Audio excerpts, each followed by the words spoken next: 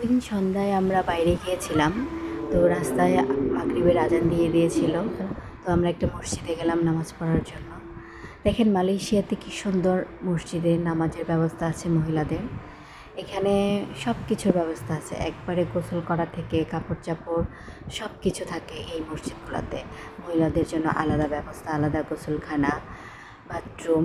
এই যে দেখছেন এখানে নামাজের কাপড়, ইভেন আপনি এখানকার পরার জন্য পর্যন্ত কাপড় পাবেন।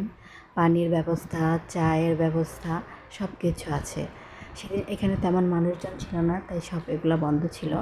আমি শুধু গিয়েছিলাম নামাজ পড়ার জন্য। ভাবলাম এরকম যদি আমাদের দেশেও থাকতো তাহলে মানুষের কত উপকার হতো। এখানকার মসজিদগুলো সত্যিই খুব সুন্দর দেখার মতো, এবং তাদের পরিবেশ অনেক সুন্দর। দেখেন কী সুন্দর কার্পেট করা, এসি করা।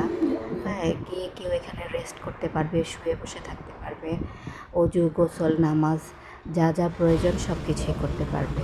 এগুলো মোটামুটি সব সময় খোলা থাকে। এইটা হচ্ছে বাহিরের দৃশ্যটা, ছোট একটা মসজিদ, তারপরেও খুব সুন্দর গোছানো পরিপাটি। কেমন লাগলো জানাবেন সবাই।